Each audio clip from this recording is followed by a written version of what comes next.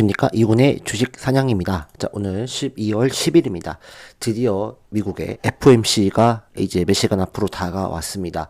자, 오늘 핵심은 뭐냐면 금리 인하는 사실상 기정사실화, 뭐 거의 90%대를 얘기를 하고 있어요. 근데 우리가 중요한 건 뭐냐면 사실 이 금리 인하 한다는 게 중요한 게 아니에요. 우리가 봐야 될 건 뭐냐면 바로 내년이죠. 2026년도의 모습이에요. 내년에 금리 인하를 얼마나 할 거냐. 이 횟수를 좀 중요하고, 이 횟수를 알 수 있는 게 뭘까요? 연준 위원들의 이 생각을 읽을 수 있는 점도표를 우리가 확인하는 것이 되게 중요하거든요.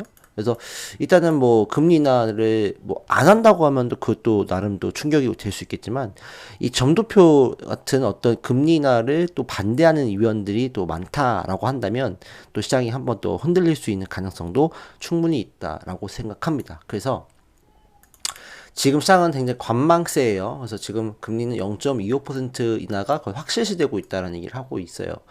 근데 또 뭐 고용이 생각보다 나쁘지 않다라는 얘기도 나오고 있기 때문에 또 뭐 금리 동결의 가능성도 또 일부 뭐 하나투자증권 같은 데서는 그렇게 뭐 전망도 하고 있어요. 근데 어쨌든 뭐 금리 인하 가능성이 높을 것 같아요. 그러나 중요한 건 뭐냐면 이번 금리 인하 이후 내년에는 금리 인하가 이제 많아야 한 번 이렇게 얘기가 나오고 있단 말이죠. 그래서 지금 이번에 금리 인하 0.25포인트를 인하 단행을 했어요. 그 다음에 추가적으로 2026년도에는 한 번 정도만 생각하고 있다 라고 한다고 하면 이거를 매파적 금리 인하라고 표현을 하고 있는데, 이러게 되면 시장 자체가 또 충격을 받을 수 있어요. 내년에 금리 인하가 없어? 그러면 어때 금리 인하 기대감들이 상당히 올라와 있는 상태에서 금리 인하에 대한 부분이 없다, 이러면은 사실은 미국 증시나 뭐 우리나라 증시가 또 흔들릴 수밖에 없죠. 금리 인하가 돼야, 유동성의 공급이 돼야 또 자금이 탄탄하게 받쳐줄 수 있는데 금리 인하가 안 돼. 그러면은 또다시 고금리 상태로 계속 유지를 해야 되는 상황이라는 거죠. 그래서 일단은 어떻게 내일 이제 점도표 또 파월 의장이 어떻게 얘기하느냐, 이게 되게 중요할 것 같아요. 그래서 추가 조치가 필요하지 않다라는 신호를 보낸다고 하면 또 시장 자체가 좀 좋지 않을 수 있는 상황들이다라고 볼 수가 있습니다. 그래서 일단은 내년의 금리 인하 전망은 한 번에서 노냐 이런 얘기 나오고 있어요. 그래서 지금 금리 인하를 또 반대하는 그 위원들이 늘어나고 있는 상황이거든요. 그렇기 때문에 지금 점도표 자체가 이 9월 달 거거든요. 그때 뭐 이 미국의 샷다운으로서 열리지 못했던 부분이 있었기 때문에. 근데 지금 이제 중앙금리 평균 금리 값이 3.4% 정도인데, 그러게 될 경우에는 이번에 금리 인하를 하게 되면 3.5, 3.75거든요. 그러면 내년에 3.25에서 3.5 이 사이가 될 거니까, 그렇게 됐을 경우에는 한 번밖에 내리지 않는 그런 상황인 거죠. 그렇기 때문에 이렇게 됐을 경우에는 생각보다 시장에서는 또 악재로 받아들일 수 있다라고 보시면 될 것 같습니다.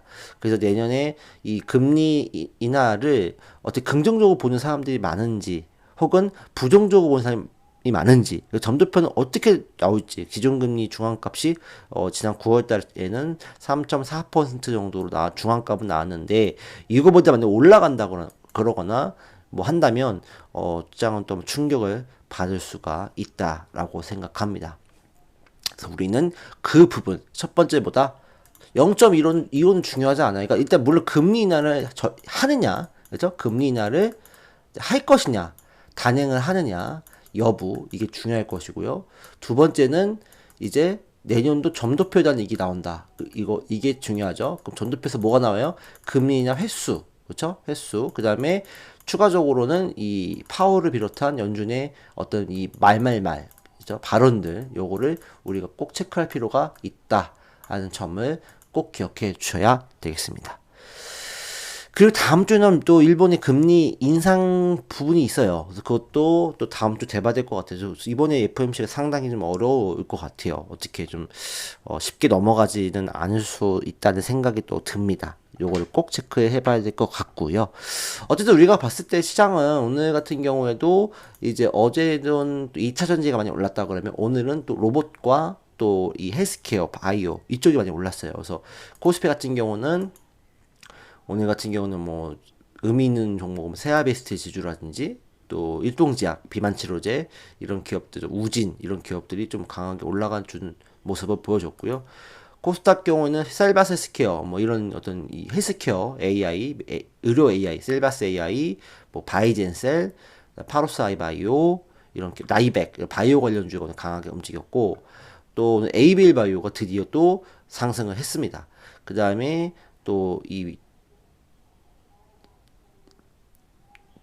그 스테이블 코인 관련주 다날 이것도 강하게 움직이는 그런 모습을 보여줬습니다. 퓨처캠도 오늘 강하게 올랐고 큐리어시스, 로봇은 유일 로보틱스도 오늘 강하게 움직였습니다. 그래서 오늘 같은 경우 봤을 때는 일단은 여전히 저는 코스피 같은 경우에는 어쨌든 내일 어떤 발표가 나오느냐 따라서 사실은 이 코스피가 또 급락을 할 수 있어요. 그러니까 특히 코스닥도 마찬가지지만 그래서 급락을 할지 급등을 할지는 내일 미국에서 어떤 결정이 나오느냐, 긍정적인 부분들이 나오느냐에 따라서 어떤 시장에 대한 기대감들 더 불어넣을 수 있었다고 한다면 내일 뭐 전고점 뚫고 또 한 번 위로 갈 수 있는 상황들이 연출될 것이고 만약에 시장에서 그렇게 원하지 않는 그런 상황이 나왔다. 그러면은 이제는 한 번 더 조정의 빌미가 될 수 있는 상황입니다. 어찌됐든 뭐 사실 상관은 없어요. 떨어지면 떨어질수록 우리는 매수를 해도 되는 거기 때문에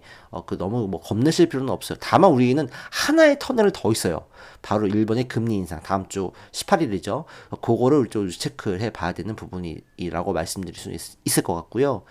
코스닥도 마찬가지입니다. 코스닥도 결과적으로는 천스닥 갈 거예요. 근데 이제 이 과정에서 또 흔들기가 나올 수 있는 부분들이기 때문에 그 부분들을 한번 체크해 볼 필요가 있다. 그 다음에 하나 더 걸리는 건 뭐냐면 12월에 여러분들 뭐 산타랠리 온다 막 그런 얘기 많이 하시잖아요. 근데 산타랠리가 지금 올지 말지 사실 모르겠어요. 왜냐면은 지금 여러 가지 미국과 일본의 어떤 이 악재도 있지만 또 신용잔고가 역대 최고치 돌파했어요. 신용잔고라는 건 말 그대로 증권사 뭐에 이제 신용을 써서 빚을 내는 거죠. 근데 너무 많아졌어요. 그렇기 때문에 이런 것들을 굳이 또 메이저들이 올려줄 필요가 있을까? 이런 생각을 했을 때는 시장의 조정에 대한 빌미가 더 크지 않을까라는 생각이 저는 들어요. 산타랠리가 아니라 산타 한파가 온다. 저는 그렇게 생각이 들 정도예요. 지금 이렇게 되기 때문에. 그렇기 때문에 사실 걱정은 됩니다. 걱정은 돼요. 그 부분은 여러분들 좀 체크를 하셔야 될 것 같아요. 그래서 여전히 어쨌든 시장 자체는 뭐 하이닉스나 삼성전자 이런 기업들은 여전히 뭐 여러분들이 저가권 매수가 있기 때문에 이런 기업들은 여전히 뭐 잘 보셔야 될 필요성은 있겠죠. SK하이닉스나. 근데 이제 SK하이닉스 같은 경우 좀 더 상승에 대한 어떤 폭이 더 있다라고 볼 수 있고 삼성전자는 조금 더 쉬어갈 수 있는 그런 상황들이다라고 보여집니다. 일단 지금 코스피 같은 경우는 조선 관련주, 제가 어제 말씀드렸죠. HD, 현대, 중공업이라든지, 그 다음에 HD, 한국, 조선해양, 그 다음에 뭐 삼성중공업, 하나오션 이런 기업들이 조금 더 시세가 나올 수 있는 상황들이고, 그 다음에 원전, 에너빌리티 이런 기업들이 조금 더 괜찮을 수 있다. 그 다음에 뭐 삼성물산, 그 다음에 건설 쪽이지만 원전 건설 수주 이력이 있잖아요. 현대건설 이런 기업들이 조금 더 모멘텀이 있을 것 같다라고 말씀을 드리고 싶고요. 그 다음에 삼성, 에피스, 홀딩스 바이오 쪽에서는 에피스, 홀딩스 이 기업도 주목을 계속적으로 해야 된다.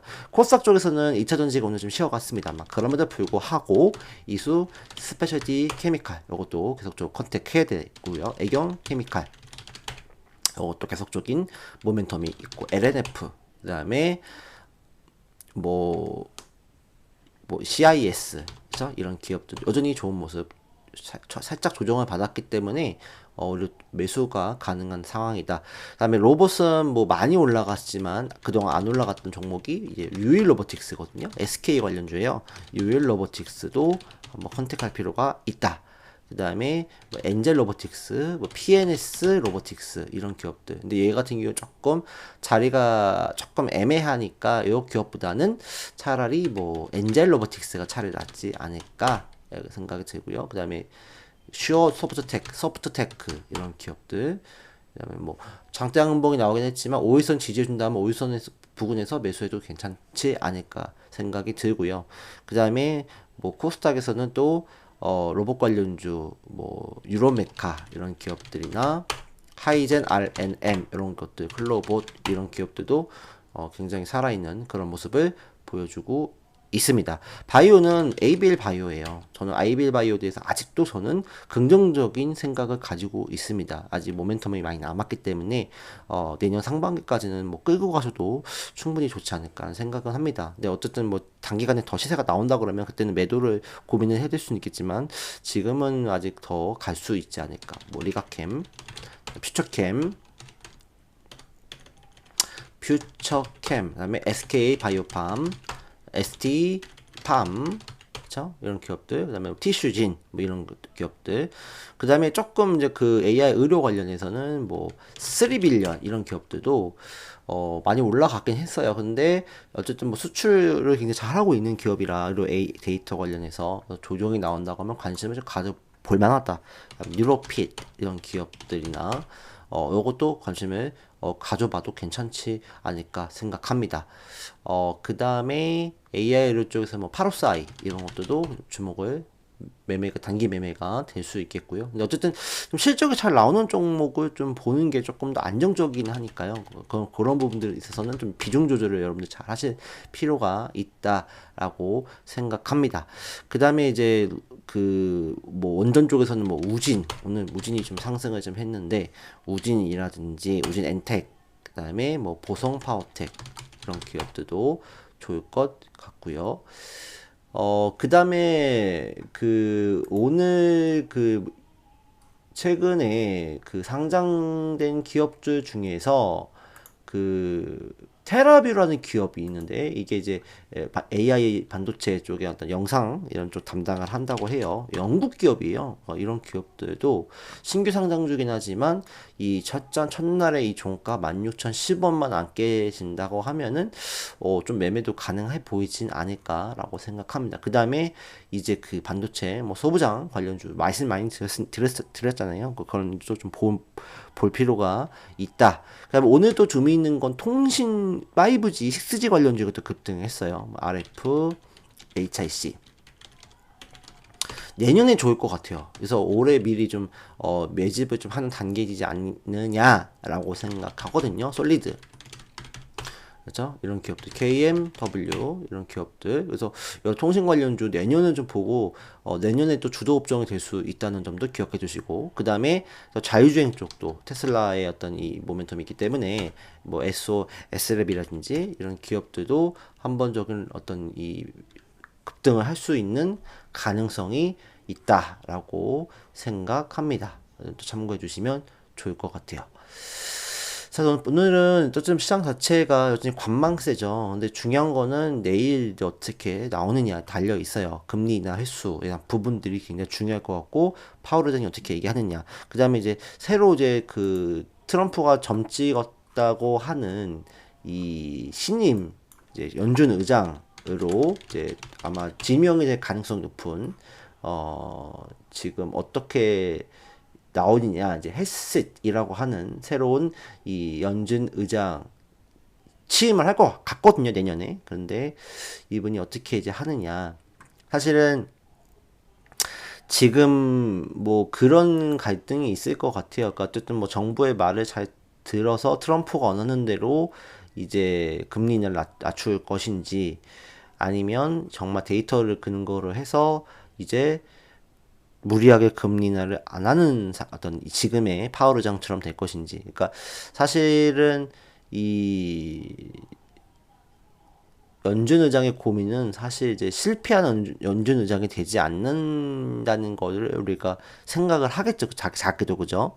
그렇기 때문에 예전에 이제 1970년도에 이제 여기 맺던 아서번즈 같은 사람이 되지 않게, 아서번즈도 금리 인하를 이제 대통령의 어떤 닉슨 대통령 재선을 위해서 금리 인하를 단행하다가 결국 물가가 폭등하면서 인플레이션이 되고 찾아오면서 결과적으로는 이제 낙선을 했죠. 그리고 다음에 이제 새로 연준 의장으로 이제 들어왔던 이제 폴 볼커, 그죠? 폴 볼커 의장이 취임하면서 이제 금리를 엄청 많이 올리다 보니까 이제 그때 이제 어떻게 인플레이션을 잡고 그런 어떤 미국에 돈이 들어오다 보니까 어떤 이런 금융 시스템이 더욱더 고도화되고 또 미국의 금융에 대한 어떤 부분이 더 발전됐던 그렇게 만들었던 인물인데 그런 악몽을 되풀이하지 않기를 바랄 겁니다. 그래서 파월 의장 같은 경우는 여전히 뭐 보수적으로 잡을 수밖에 없을 것 같고, 새로 차기 연준 의장의 후보로 강력하게 물망에 오르는, 하마평에 오르는 케빈 하셋 백악관 국가경제위원회 위원장도 뭐 트럼프 말을 뭐 고지고대로 듣지 않겠다는 얘기도 하고 있긴 한데, 어쨌든 지금으로서는 변동성이 굉장히 크다. 그 다음에 연준의 말을 너무 또 고지고대로 믿을 필요는 또 없어요. 그래서 연준은 지금은 금리는 안 하겠다 하지만 나중에 또 고용이 나빠지만 우리 금리는 할 거라고 바로 스탠스를 바꿔버리기 때문에 연준의 말을 뭐 정말 뭐 오랫동안 지켜보고 오랫동안 나는 너를 신뢰하겠어 이렇게 볼 필요는 없어요. 그때그때 상황에 따라서 바뀔 수 있는 스탠스가 바로 이제 연준이라는 거. 그래서 뭐 설마 뭐 매파적 금리나의 관점으로 본다 하더라도 일단은 또 내년에 또 상황이 안 좋아지면 또 금리를 또 엄청 낮출 수도 있는 상황들. 그래서 그런 부분들은 우리가 좀 주목해 어떻게 될 건지 주목해 볼 필요는 있다라고 생각합니다. 자, 오늘 방송은 여기까지 하도록 하겠고요. 여러분들 날씨가 또 추워진다고 합니다. 건강 관리 조심하시기 바랍니다. 방송 마치도록 하겠습니다. 감사합니다.